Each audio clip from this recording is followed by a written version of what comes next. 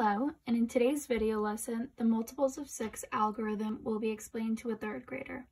To start off, to refresh our memories, let's first think, well, what's an algorithm? So an algorithm is a set of rules or a process to follow in calculating or other problem-solving operations. So one of the most important parts is that it is a set of rules to follow. Next, let's look at our algorithm for multiples of 6. So here's our algorithm. It reads, when you multiply 6 by an even number, the tens digit is half the even number and the ones digit is the even number. This may sound confusing at first, but let's look at this by solving some practice problems. So let's work on the first even number that comes up when counting. Okay, ready? Let's count together. 1, 2, stop. 2. 2 is an even number, so let's do this number first. So we're going to start out by writing 6 times 2. And then we are also going to use the array strategy for a representation to draw it out.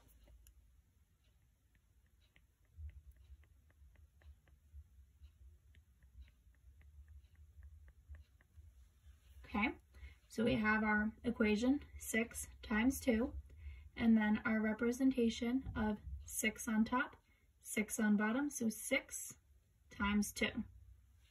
Good. So next let's solve 6 times 2. What would it be? Good, 12. So now using our algorithm, where would it come in? So, because 6 was multiplied by an even number, 2 being the even number, the ones digit, which is right here, this is our ones digit, is the same as our even number.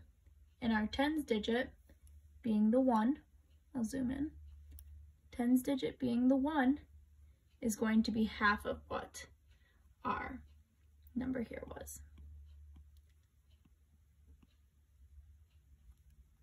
So we can look at it like this. So let's work on another one. So our next even number would be 4. So let's do 6 times 4. We're going to write it out on the bottom again as our model.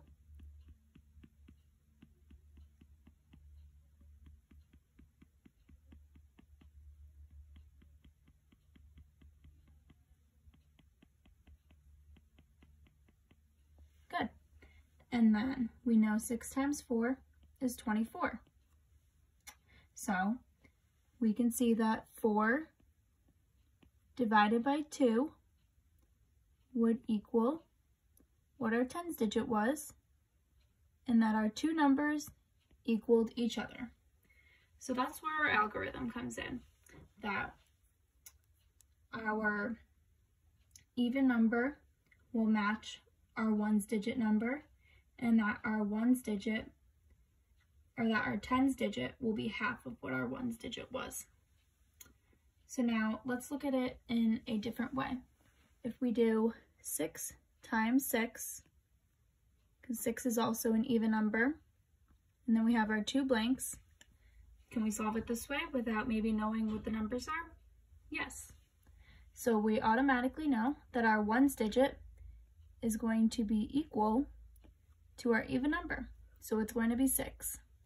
And then we also know that our tens digit right here is going to be half of what our ones digit was, making it 3. Can we do the same thing for 6 times 8?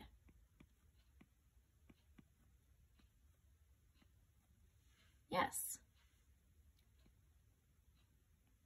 These will equal each other, and the 8 divided by 2 will give us that.